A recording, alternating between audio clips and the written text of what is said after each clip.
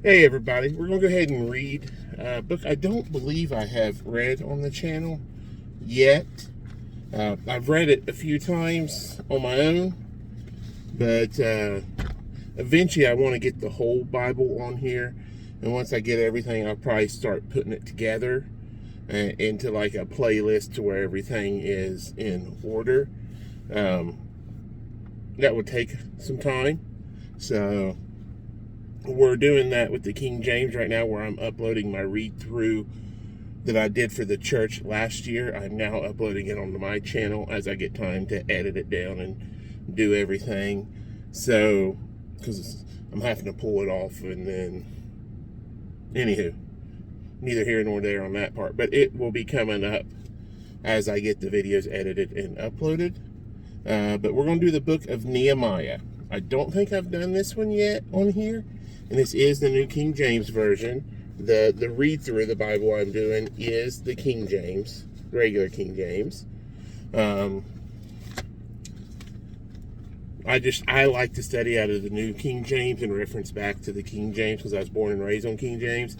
But I like some of the more modern English terms, yet as well as continuing to have the poetry of the King James Version. And I also really like the ESV version. My pastor preaches out of the NIV version.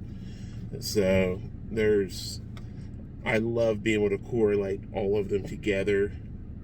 It's just something I prefer.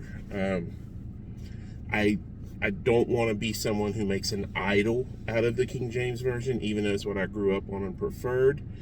I don't want to make an idol of it, because that could be bad. But here we go, the book of Nehemiah. The words of Nehemiah, the son of Hakaliah. It came to pass in the month of Chislev, in the 20th year, as I was in Shushan, the citadel, that Hanani, one of my brethren, came with me from Judah. And I asked them concerning the Jews who had escaped, who had survived the captivity, and concerning Jerusalem.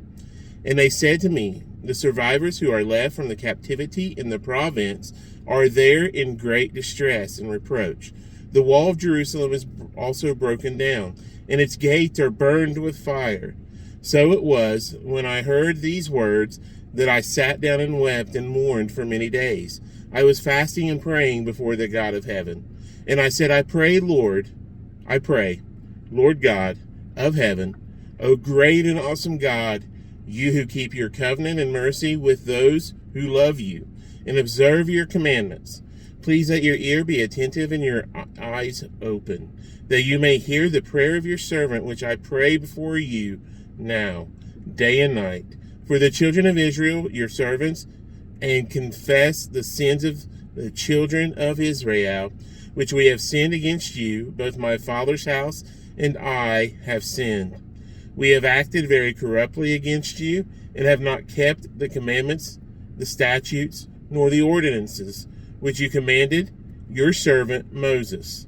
Remember, I pray, the word that you commanded your servant Moses, saying, if you are unfaithful, I will scatter you among the nations. But if you return to me and keep my commandments and do them, though some of you were cast out to the furthest part of the heavens, yet I will gather them from there, and bring them to the place which I have chosen as a dwelling for my name.